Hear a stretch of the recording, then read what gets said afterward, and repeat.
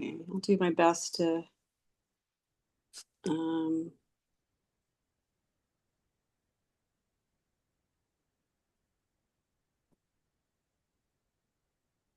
you see my screen okay? Yes? No? Anybody?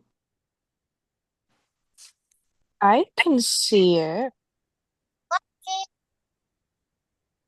can Everybody? see it. Okay, can you hear me now? Sorry, my sound went off. Yes, I can hear you. Okay, thank you. Everybody can see the screen too, right? Yes. Perfect. All righty. So, welcome to the fifth section, like I said, on this series of courage, commitment, and character. So I always start with a recap for anyone that needs to be caught up. If you've missed one of the previous four, or if you just want a refresher. So for those of you, which is many of you that have attended all of these, if nothing else, hopefully we'll drill the point home on um, some of the recap. So uh, first of all, just, reminder, what is courage? Courage, we've said, is the choice and willingness to confront fear, pain, danger for a worthy goal, which we know that we have a worthy goal as Sorokiness. And when you focus on that goal, you can choose to overcome any of your fears: fear of failure, fear of making a mistake, fear of upsetting someone, or fear of losing club members because we haven't adequately addressed issues in our clubs. Okay, and this is a reminder, this is the river of fear, which we talk about every time, the river that cuts across all organizations. And this graphics helps us to visualize that. So on the left side, remember, we have the safe bank with honesty, honor, ethics, and morals. Good leaders can lead very well and stay here, but great leaders and effective leaders need to get to the other side of the river, where we have effectiveness, outcomes, engagement, contentment, happiness, etc. So to be most effective, we want to get to the other side of the river. And in order to do that, we need to face our fears. So in our second workshop, the one that we held at the district meetings, we spoke about courageous communication and offered this model about how to engage in a respectful and courageous conversation. As you recall, we had volunteers that did a role-playing exercise with a conversation between a club leader and a member that fails to follow through on commitments. And we learned that by focusing on relationships instead of results, that we get better outcomes. And then in our third workshop, we covered the 3 no's, which are disrespecting others, giving into anger, and hiding out. And we saw that the first 2, disrespecting others and giving into anger, clearly have negative consequences. But the third one, which is the one that we do the most often, appears to be passive and benign. We also know that it has destructive outcomes. And every time you use one of these reactions, you're being dishonest to yourself and others, which destroys your trust in your ability to lead effectively. And then in our last workshop, the most recent one, we talked about the 3 attributes of a courageous leader, which were unconditionally honoring and respecting everyone, encouraging and supporting others, and challenging wrongs. And we concluded by looking at a problem-solving model that diagnosed the 3 attributes of a courageous leader. And our conclusion from all that was that when there is conflict, it most likely arises from a lack of respect in some form or fashion.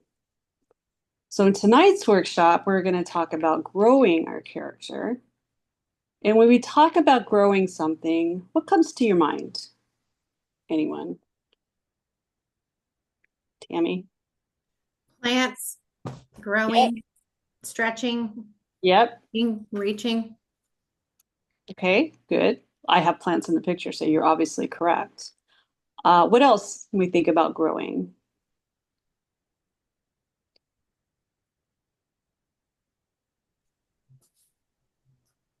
Nobody else? Or just A started word, a randomly. word, word that comes to my mind is like evolving. So as you grow, you also evolve. You change who you are along the way. Okay. Mhm. Evolving. Yeah. Kelly? Right, and along those lines, I immediately went to growing as a person. Okay. So there's physical growth like plants. The other example I thought of is obviously children. And then there's, our growth of our character, our knowledge, other things. Okay, Beth? I was thinking also growing means that you've got this really good foundation in order to grow. You need that in order to grow. That is correct. Good point. Anyone else? Okay, so how do we foster growth? When we're talking with the things you've named, we talk about plants or children or personal development. What are the things that we do to grow?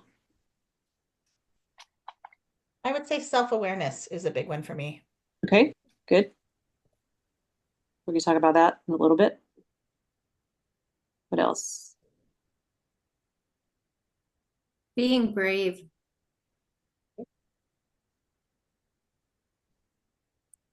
So we talk about physical growth, right? Plants, we're talking about food, nutrition. When we talk about personal growth, we're talking about um, emotional intelligence to some extent. We're talking about love, support, respect, all things we needed to grow.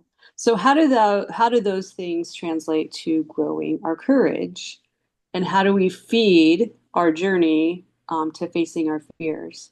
And the answer is all of the things we've been talking about, right? By practicing courageous communication, by demonstrating courageous leadership, respecting others, and by problem solving. So, are we going to get it right every time? Of course not. But one of the things that we talked about in the second workshop on courageous communication was practice, practice, practice. And the more we practice the behaviors we want to see in ourselves, the better we become. And I use the phrase practice makes permanent instead of practice makes perfect. So, what do you think is the straightest path to courage? Here's a hint for you in this photo. So, the answer is affection, I think. When we really genuinely care for and respect someone or something, that requires discipline. But when we really care about someone, we're more likely to take the actions we need to take. Sorry, I dropped my phone. Um, have you ever have you ever encountered someone that you just genuinely didn't like? Oh, Yes, yes. And why? Is it because of an experience? Is it because of a violation of trust? Is it based on what someone else told you? I mean, there could be all kinds of reasons that we don't like people. And that's what's so hard about this is, if we're saying as leaders and courageous leaders, we need to be respecting everyone, then how do we respect people that we don't actually like? I had one time a boss that I thought was horrible. And I was new to that job and I thought I made a horrible mistake and um, just really didn't like her. But the reason that I didn't like her is because my coworker that had worked for her for many years didn't like her and said really, really unkind and horrible things about her. And since I was new, I didn't know any better. And I believed him. And eventually, the longer I was in the role, the more chance I had to work with her directly and get to know her. And I learned that she was a really good person. And to this day, it's been one of my greatest mentors in terms of my professional growth. To the point when I was still pretty young in my career. And so I learned from that you really need to form your own opinions. It's really easy to dislike someone that a friend of yours dislikes because you trust your friend, right? But we really need to be careful about forming our own opinions, especially if we're striving to get in a place where we can show respect to everyone, whether we really like them or not. People are people, and we like to think that we can be somewhat respectful no matter what. So our model for growing courage, which is what we're going to talk about, is pretty simple. It's going to be learn, be, and do. So first we learn, then we practice, and then we become courageous leaders. When we practice the behaviors of courage, we become courageous. And when we practice the behaviors of courageous leadership, then we lead from a more powerful position. And then when others learn and practice, like we are doing collectively as a group, as a community, we become a lot stronger when we're all acting in a courageous way, which I think is exciting. So you're probably all familiar with the old English legend of the sword and the stone. I'm sure you are. And it went like this. Whoever could pull the sword from the stone would immediately be named the next king of England. But the test was not about core physical strength. It was about high core values, strength of character, and heart. So all of the strongest knights tried to wrench the sword free from the stone, and they all failed until a young boy named Arthur, who happened to be out looking for a sword for his brother who needed it for a tournament. So he happened upon the sword, and wanting to get it for his brother, he successfully pulled it out of the rock. Why? Because he was not acting selflessly. He wasn't trying to become the king of England. He was trying to help his brother, which is why he was able to withdraw the sword when no one else could. So without a modern day test like this of a sword in the stone, how do we know if we possess courage? And remember that in our third workshop, we talked about the courageous self, and we looked inward and tried to identify individually what we thought our own fears were. So this kind of gets back to something Kelly said at the beginning, which was you really need to understand yourself and know where you need to grow in order to go on the right path to that growth. If you're focusing on the wrong thing and aren't really honest with yourself about what you need to work on, then you're not going to be as successful. So we're going to look at some practical steps to growing your courage. The first one, maintain a healthy perspective. So people often assume that courage is something you're born with or not. And I think by now we probably have all come to understand that that's not a true statement. Now, some people might be more predisposed to displaying courage based on certain personality traits or something. But this virtue is more like a muscle, right? Like we have to use it and train it. We all have the ability to become courageous if we have the right training and practice. And it's important to remember, and we've talked about this before, that fear is not a bad thing. Remember, fear triggers your survival instincts to keep you safe. So we've used the example, if you're being chased by a bear or a snake or something else, you're rightfully afraid. If you encounter a stranger in a dark alley at 2 a.m., you're probably right to be afraid. And if we had no fear in our lives, we might not act appropriately to address the risk. You know, if we try to go pet the bear, for example, that might not be the smartest thing. So keeping a healthy perspective on the role that fear plays in our lives can help us stop beating ourselves up when this feeling creeps in. So we're starting to feel fear. It's not good for us to think, oh, I shouldn't be afraid. It's good to recognize the fear, but recognize that we need to move through it. So look at fear as an opportunity to learn more about who you are, why you might be afraid, and why you might not want to step out of your comfort zone. Because when you take the time to name it and identify it and understand why you have that fear, you're going to be in a lot better position to know how to overcome it and to be courageous in spite of it. So rather than minimizing your fear or denying that it exists, it's really important to recognize what's holding you back. And by acknowledging it, by writing it down or sharing it with someone, you're empowering yourself to be courageous even when you feel the fear. The second thing we can do is identify our strengths. So when it comes to living and acting courageously, it helps to know what you're good at and where you've been successful in the past. The research shows that people who recognize and develop their strengths feel happier and less depressed, but also have greater resilience. So knowing what you're good at boosts your confidence, and it makes it more likely that you'll take risks and be courageous.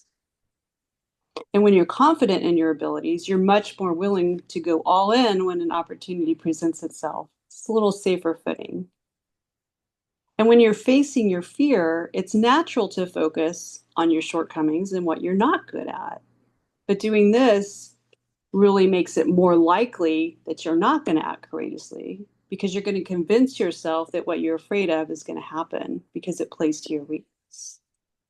So it's good and important to know yourself, know your strengths, and then build on that. That's the best way to build your confidence and your courage. The third thing we can do is consider and visualize different scenarios. So when you feel fear, do you tend to imagine the worst thing that could happen if you take a risk? Or are you the person that thinks about the positive thing that could happen? Or it's probably some of both, I would imagine. So if you want to feel more courageous, it's helpful to picture what could happen if you don't do anything at all. And often that's enough to say, yeah, I need to take this act, or I need to do this thing, or have this conversation, even though it's scary, because you can see that the outcome is worth the risk. And so many times comparing the two extremes, the worst that could happen and the best that can happen, is all you need to move through the fear. Because most of the time, the worst thing that could happen is probably pretty minimal compared to what you could gain by acting on it, the fear. Otherwise, the fear wouldn't be that strong. So using comparisons and visualizing different scenarios can really help you not let the fear take control. Additionally, you can visualize scenarios where you do something you're afraid of. Like run through a possible scenario in your mind about what you might do or what you might say if you're encountered with a difficult or fearful situation. And so you can plan in advance what might happen. Like we do this sometimes, right? If we're preparing for a difficult conversation or sharing bad news with someone, or think of different scenarios where we probably do kind of run through it in our heads. And that's always a good idea. The next step is practice leaving your comfort zone. Who really likes to stay in their comfort zone? Beth, Amy, that's just who I can see. I can't see everybody. Sure, it's always nice to stay in your comfort zone. But when you let your fear keep you from doing something fun or going after what you want or expressing who you really are, it can result in you not being your authentic self. But changing and getting out of your comfort zone requires intention. Remember, we've talked about this also before. Courage is a choice, it's a decision. So growing your courage means that you need to push yourself to step outside of your comfort zone. And the best way to do this is start with something that makes you a little bit uncomfortable, but where the stakes aren't very high. So practice, right? Take a little thing. Practice being courageous by overcoming a little fear. Something like meeting someone new or introducing yourself to someone that you don't know. That's me. Like I'm not the most social, outgoing person. And you put me in the right crowd, I'm happy to stand in a corner all night, depending on the situation. It really takes intention to say, I'm not going to be that. I know that I need to introduce myself and I know that I need to meet people. Nothing bad is going to happen if I go say hi to someone. So that's a really easy, good way to start practicing. By starting small you get used to displaying, your own love. Somebody else might not say going up to say hi to someone is courageous at all, but for other people, it might be super courageous. So we really can't judge what other people's fears are. We can only be responsible for our own. And gradually, as we get out of our comfort zone by taking baby steps, then we get to the point where we can start taking bigger risks and really tackling the hard stuff. The next one, reduce your stress. When you experience fear or feel like you lack courage, sometimes you're just exhausted, like Kelly. Though I'm not saying you're not courageous, I'm just saying you're tired. The thought of Both those doing things are stuff, true. it can feel really overwhelming. Like it takes energy, right? It takes energy to take all of these steps. Physical energy, emotional energy. It takes time. So it's hard to feel courageous when you're stressed out. So if you feel overwhelmed or frazzled or just tied up with too many things, look for ways to relieve your stress. And by all means, don't tackle something hard when you're at a high level of stress because you're going to get frustrated. And maybe revert to some of those behaviors that aren't the ones we want, like lashing out or disrespecting people. In some instances, it might just take a little bit of time off, take some time for yourself, whatever you do to relieve your stress, but be in a good place before you try to tackle something different.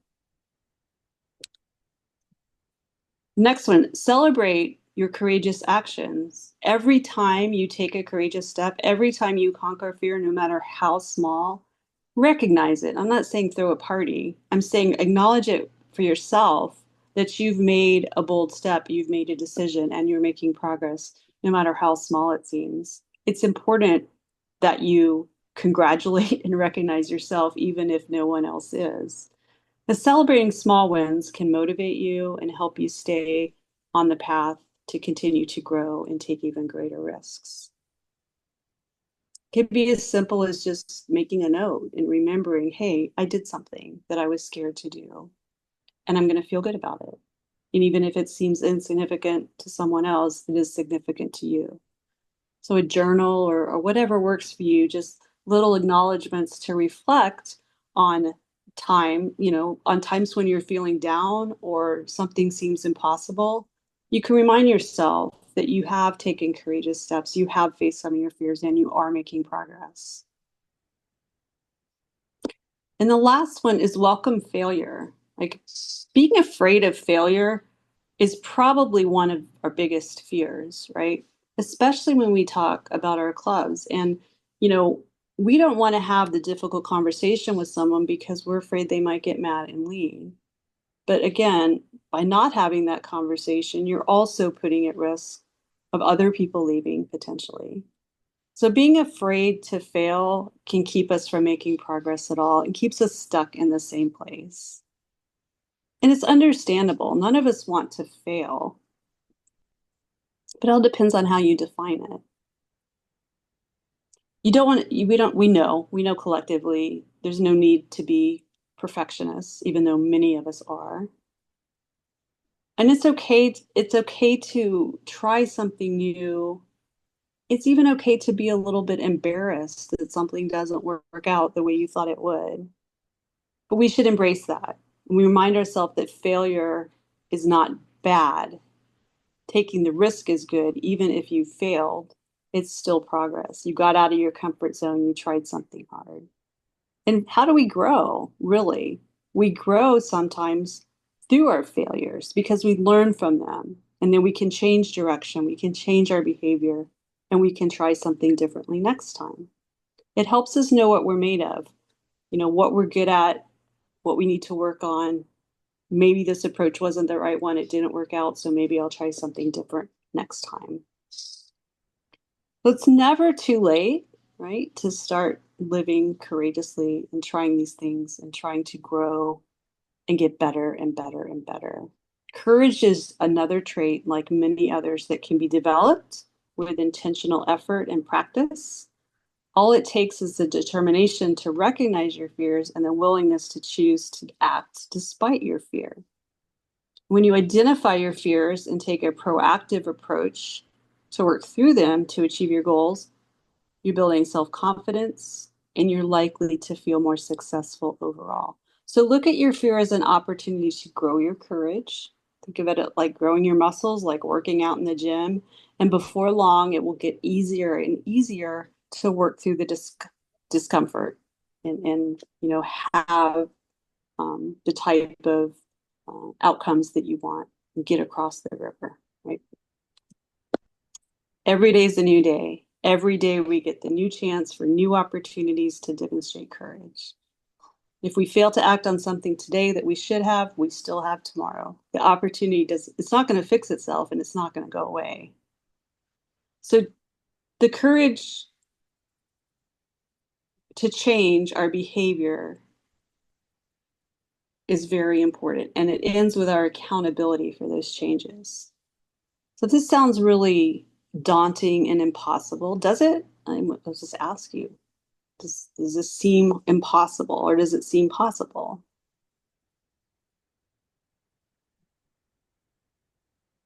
It's possible, but if I'm being completely honest, it's so much easier for me to encourage others to be brave. But then when it comes to myself, I struggle. I struggle. And I started a journal so I could keep track of my stuff, but it's a struggle.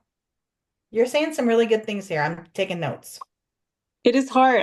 Kelly, I'm with you. And honestly, I can tell you just by talking about this and leading these workshops. I mean, now I feel super accountable to all of you. I'm the same way. I wake up every day thinking I probably shouldn't have put that off another day or put that conversation off another day. But I do, and it's for all of these reasons. And you're absolutely right. It's really easy to tell someone else, we need to go talk to them. Like I say that a lot. Well, did you guys talk to each other? And then when I get to myself, I'm like, well, no, I didn't want to have the conversation. So I totally hear you. And you're absolutely right. And let me ask this. Does popular culture really, do you think, does it invite us to be courageous? Or does it invite us to honor and respect others and to encourage and support others, do you think? Or do you think that kind of popular culture invites unrest, unhealthy conversations and discourse, paranoia, fear, general unease? Like, not going to get political, but like there's a lot of unrest right now, regardless of your own opinions. And I can just see, I don't know if it's social media, that's part of it. Part of it's just the change in media in general. Um, I think there's just a lot of unhealthy discourse out there. There's a lot of disrespect. There's a lot of, safety in saying things that we probably shouldn't be saying. And I do think in general that our culture has gotten to a point where it doesn't necessarily invite us to be courageous. It kind of, in some ways, invites us to, hide out, which is one of the traits we don't want, or to treat people differently than maybe we should. Tammy, you have your hand up. So I think that the more people are on social media and they are keyboard warriors, I think that they have that capability of hiding behind that and they become ruder and more sensational. And so I think that in reality, when we're with people, we have more potential to become warmer and kinder to one another.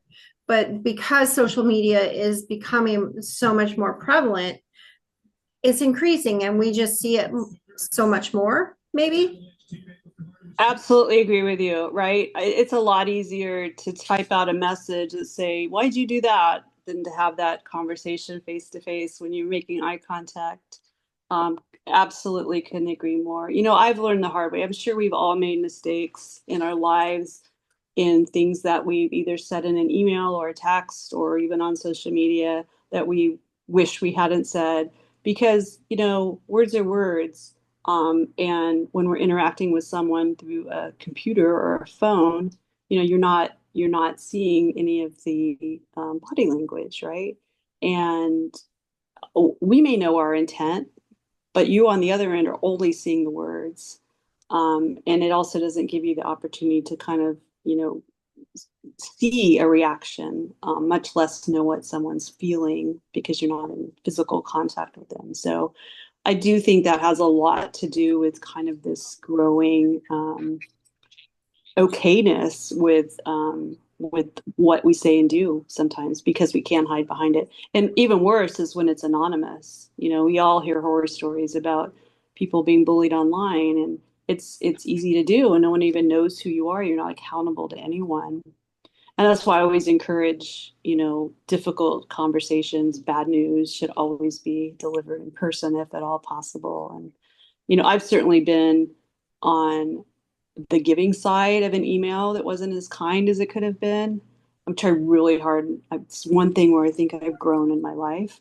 And I try, and I've been on the other end where I've received something that I really think shouldn't have been delivered that way. It should have been a conversation in person. That is also going to be uncomfortable because look, if I have to deal with something hard, I could easily right now sit down and type 10 emails and cross it off my list. But I know that's not going to be effective. I may feel better for a day, but not ultimately. And it's really actually not going to solve the problem. Because remember, courage and this is about relationships. We've said that before. It's about affection and respect. And you can't do that with just words on paper or on a computer. So that's a good point. Thank you. I like this little picture. So I had to find a way to fit it in. So here it is. Once you begin growing your own courage, which is always a journey, you can help others begin to grow as well. You can be someone's accountability partner. You can be someone's mentor. You can coach someone through a difficult situation. As leaders, it's important that we help others to grow even while we're still growing. And it's important for others to see that we are still growing. It's important for others to know that we don't think we're perfect and that we have the answer and that we do the right thing every time. But it's also important to model our willingness to be courageous, even if we don't get it quite right. Oops, I went way ahead of myself. Back to the river here, always come back. Remember, as seroptimists, we're in the same mission. We have the same journey. We're trying to accomplish the same things. Our destination, our mission are the same, no matter what club you're in, no matter what region you're in, no matter what country you're in. So the sum of our collective behaviors defines who we are as seroptimists. So I think it's really important, especially if we're having guests or welcoming new members to our clubs, your experience about what seroptimist is shouldn't matter which person you're talking to or interacting with. We need to really aim to collectively represent what seroptimist is all about. Oops, I did it again. So when you're interacting with your fellow club members or fellow seroptimists from wherever they are, keep in mind, we need to be encouraging each other. We need to be respecting each other. We need to be demonstrating courageous leadership. We need to be principled in our actions. We need to remember that our high core values are the ones that are really going to make a difference. And that is the path. That is the path that's going to get us across the river. And that's the path that collectively seroptimists demonstrating that courage will really open doors for what our clubs can do and for what we as seroptimists can do as a whole. I always like this quote. I bring it up every time just as a reminder. Fear is what we feel. It's instinctive. It makes sense. But courage is a decision. So back at the beginning, I said, you're not born with courage. You may be a little bit more predisposed to it, but it's a decision to act courageously and face your fear. And then finally, just a reminder, this is everything we've covered, and we have one more workshop coming up, which is kind of going to the final piece of this, which is commitment and character, and how they relate to courage and how they round out those high core values that we talked about at our very first workshop. So now I'm just gonna stop sharing and see if there are questions, anything anyone wants to talk about, thoughts.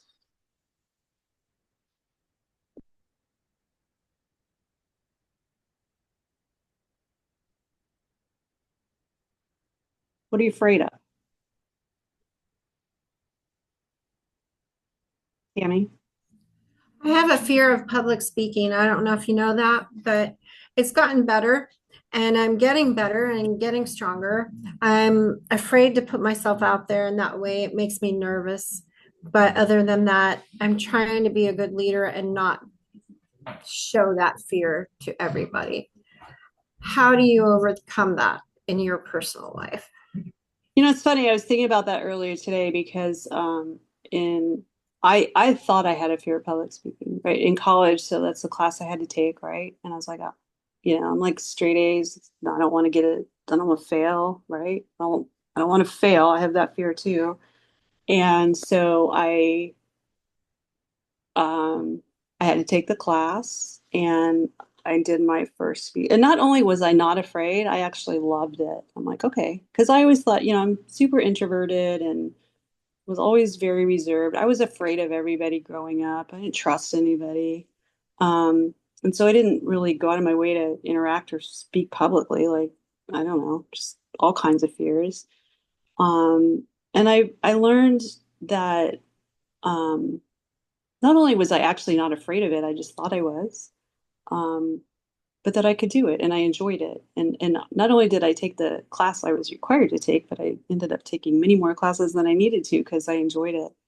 Um, yeah, just like anything, Tammy, it's practice. It's practice, practice, practice. And again, I would say, you know, take some of these suggestions, like think about what's the worst possible thing that could happen if I get up in front of a room? Like, what's the worst thing that could happen? I forget what I'm talking about. We've all been there. Lose our place. You know, I remember in my speech class, there was a woman that it was stress, you could tell, but she lost her voice. You know, she stopped giving the speech and she's totally fine. And halfway through, she just couldn't talk anymore. I mean, it happens, right? Um, but it was a class, and so everybody was super kind and patient and respectful and getting her water and encouraging her and saying it's okay. And that's the best thing we could do is encourage each other. And you know, if it's a fear that you really have, start small. You start with talking to 5 people and it gets bigger. You know, like I wouldn't say if you're afraid, get up and talk to 2,000 people. You know, that's gonna be frightening for anyone. So and it's good to know, you know, if that's something that you're feeling, you know, then we can help you with that. And I wouldn't notice it. So for what it's worth, you're doing something right. Thank you. I think that I'm becoming more comfortable, and maybe I'm also to the point where I just don't care what other people think, maybe. I used to, but Mm-hmm. maybe less so now. Yeah. Yeah, I think for a long time I felt like why would anybody care what I have to say? Like who am I like to talk about something, right? I felt like that way for a long time. Like you could listen to anybody, why would you listen to me? I think that comes with the more confidence, and I'm going to speak to Tammy because we're kind of joined at the hip. But the more confident she becomes, the more outgoing she becomes, and I think that's across the board. I see it with a lot of people. I see it with my kids. The more confident they are, the Yes. more outgoing they are. It goes hand in hand. So it's the confidence builder. Yeah, I agree. I agree. Mhm.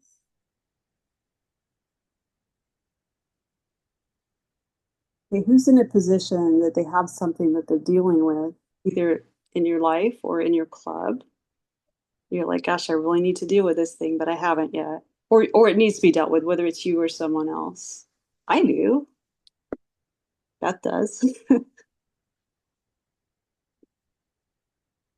mean, it's okay. Like it helps to have, you know, Beth and I are working on something together, and it's helpful to know that there's definitely that accountability. Like we're not going to let each other flake on this. We're both procrastinating, I'm going to be honest, but that's just where we are. But it's going to happen, and we're going to get through it. And we're going to survive.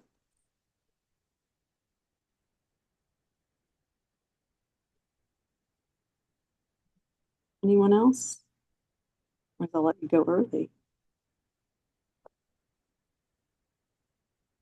All right, well, good to see you all. Thanks for hanging in. I hope you'll join for our final workshop, which will kind of just round this out, I think, really nicely when we talk about commitment and character and what those mean and how they go hand in hand with courage. So look forward to that and have a good night, and I will see you all soon. Thank you. Thanks, Judi. Okay, you're welcome. Bye. Good night. Bye. Good night. Good night.